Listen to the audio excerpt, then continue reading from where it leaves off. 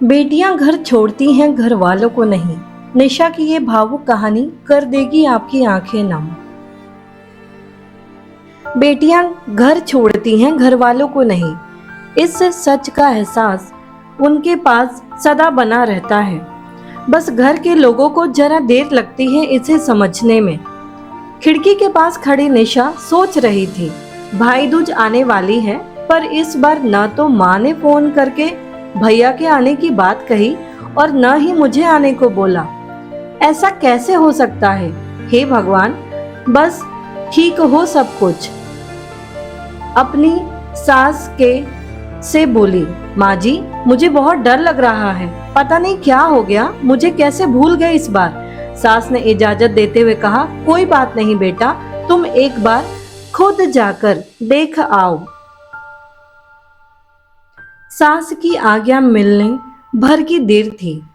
निशा अपने पति के साथ मायके आ पहुंची, परंतु इस बार घर के अंदर कदम रखते ही उसे सब कुछ बदला सा महसूस हुआ।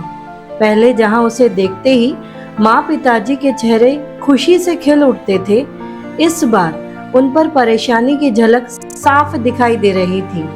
पहले भाभी उसे देखते ही दौड़ती चली आती और प्यार से गले लगा लेती थी, पर इस बार दूर से ही एक हल्की सी मुस्कान दे डाली।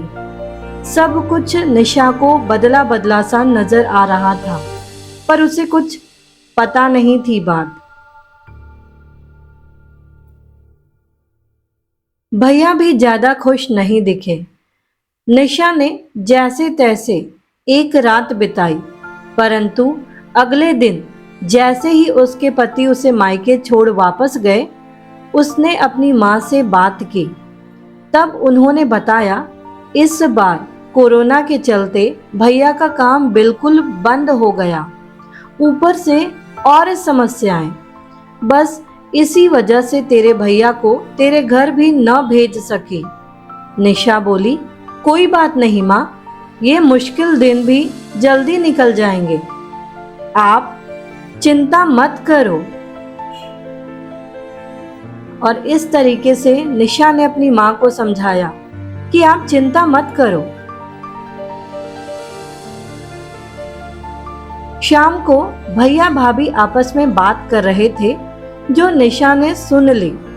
भैया बोल रहे थे, पहले ही घर चलाना इतना मुश्किल हो रहा था, ऊपर से बेटे की कॉलेज की फीस, परसों भाई दूज है, निशा को भी कुछ देना पड़ेगा। भाभी बोली, कोई बात नहीं, आप चिंता न करें, ये मेरी चूड़ियां बहुत पुरानी हो गई हैं, इन्हें बेचकर जो पैसे आएंगे उससे निशा दीदी को त्योहार भी दे देंगे और कॉलेज की फीस भी भर देंगे। निशा को यह सब सुनकर बहुत बुरा लगा। भैया भाभी ये बातें कर रहे हैं, क्या मैं यहाँ उनको तंग करके कुछ लेने के लिए ही आती हूँ? वह अपने कमरे में आ गई। तभी उसे याद आया कि शादी से कुछ समय पहले जब वो नौकरी करती थी तो उसने बड़े शौक से अपनी पहली तनख्वाह लाकर पापा को दी थी। तब पापा ने कहा था, ये पैसे अपने पास ही रख ले बेटा, मुश्किल वक्त में काम आएंगे। इसके बाद वह हर महीने अपनी सारी तनख्वाह बैंक में जमा करवाती रही। शादी के बाद जब भी मायके आई तो माँ ने उसे पैसे निकलवाने को कहा, पर निशा हर बार कह देती कि अभी मुझे जरूरत नहीं।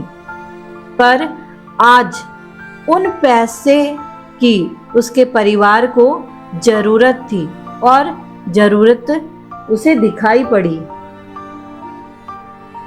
वह अगले दिन ही सुबह भतीजे को साथ लेकर बैंक गई और सारे पैसे निकलवा कर पहले भतीजे की कॉलेज की फीस जमा की और फिर घर का जरूरी सामान खरीदकर घर वापस आ गई। अगले दिन जब भैया का टीका किया तो भैया ने भरी आंखों से उसके हाथ 100 का नोट रखा। निशा मना करने लगी तो भैया बोले, ये तो शगुन है पगली, मना मत कर। निशा बोली, भैया बेटियां मायके शगुन के नाम पर कुछ लेने नहीं बल्कि अपने माँ बाप की अच्छी सेहत की कामना करने।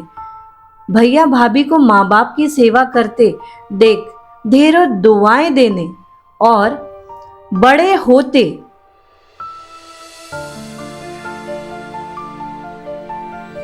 भतीजे भतीजियों की नजर उतारने आती हैं। जितनी बार मायके की दहलीज पार करती हैं, ईश्वर से उस दहलीज की सलामती की दुआएं मांगती हैं। जब मुझे देख माँ बाप के चेहरे पर रौनक आ जाती है, भाभी दौड़कर गले लगाती हैं, आप लाड़ लड़ाते हो, मुझे मेरा शगुन मिल जाता है। अगले दिन निशा ने मायके से विदा लेकर ससुराल जाने के लिए जैसे ही दहलीज के पार कदम रखा कि भैया का फोन बज उठा। उन्हें अपने व्यापार के लिए बहुत बड़ा ऑर्डर मिला था। वे सोचने लगे, सचमुच बहन बेटियां मायके कुछ लेने नहीं बल्कि अपनी बेशकीमती दुआएं देने आती हैं।